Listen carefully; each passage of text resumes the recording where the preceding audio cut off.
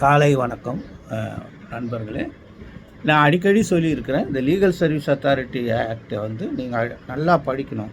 அதில் பல விஷயங்கள் வழக்கறிஞர்களுக்கு உதவக்கூடிய விஷயங்கள் என்னென்னா, லீகல் சர்வீஸ் அத்தாரிட்டி ஆக்டில் தான் ஆர்பிட்ரேஷன், மீடியேஷன், கன்சிலேஷன்லாம் இருக்குது. அதுக்கப்புறம் லோக் அதாலத், அதுக்கப்புறம் பெர்மனண்ட் லோக் அதாலத்துன்னு இருக்குது. ஸோ இந்த மீடியேஷன், கன்சிலேஷன், ஆர்பிட்ரேஷன், லோக் அதாலத்தெல்லாம் நீதிமன்றங்கள் மூலமாக அனுப்பப்படுகிற வழக்குகள். ஆனால் பெர்மனண்ட் லோக் அதாலத்தில் வந்து நீதிமன்றங்கள் மூலமாகவும் அனுப்பலாம். மாறாக வழக்கு போடுவதற்கு முன்னாலேயே நீங்கள் பெர்மனண்ட் லோக் அதாலத்தில் வழக்கு தொடரலாம், நீதிமன்ற கட்டணம் இல்லாமல். அதுதான் ஒரு சிறப்பான அம்சம் பெர்மனண்ட் லோக் அதாலத்தில். மற்ற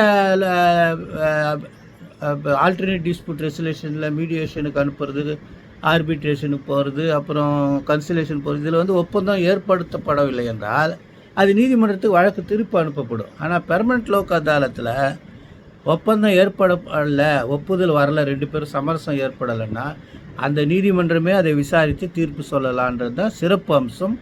அதில் ப்ரீ லிட்டிகேஷன் கேசஸ்ஸு அது ஒரு சிறப்பு அம்சம். வழக்கு வந்து சமாதானம் ஏற்படவில்லை என்றாலும் நீதிமன்றம் விசாரிக்கலாம். இந்த ரெண்டு சிறப்பு அம்சங்கள் இருக்குது. இது சம்மந்தமாக ஒரு தீர்ப்பு இருக்குது, அது என்னன்னு பார்த்துக்குங்க.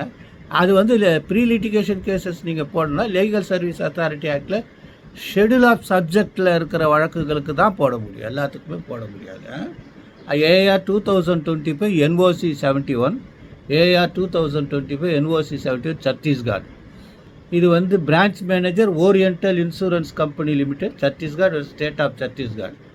இந்த கேஸில் வந்து லீகல் சர்வீஸ் அத்தாரிட்டி 22C வந்து விசாரிக்கு. என்னென்னா, இவங்க வந்து அவருடைய மிஷினை வந்து நக்சலைட் நாசம் பண்ணிடுறாங்க, இன்சூரன்ஸ் கிளைம் பண்ணுறாங்க, கிடைக்கல. ஆனால் நேரடியாக பெர்மனண்ட் லோக் அதாலத்தில் வழக்கு போடுறாங்க. என்ன தவறு பண்ணிடுச்சுன்னா பெர்மனண்ட் லோக் அதாலத்தை பார்ட்டிகளை கூப்பிட்டு பேசாமல் வழக்கறிஞர்களையே வச்சு பேசி சமாதானம் ஏற்படாத சூழ்நிலையில் சாட்சிகளை விசாரித்து தீர்ப்பு கொடுத்து அவார்டு கொடுத்துருக்காங்க. அது தப்பு.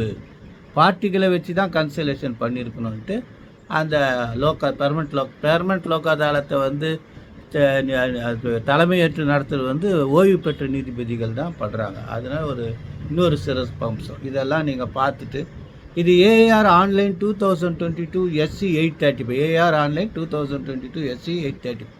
இதில் வந்து நீங்கள் வந்து அந்த தீர்ப்பையும் இந்த தீர்ப்பையும் முழுமையாக படிச்சிட்டிங்கன்னா இதில் ஒரு நல்ல source of resolving the disputes of your clients will be கிடைக்கும்னு நினைக்கிறேன். காலை வணக்கம், நன்றி.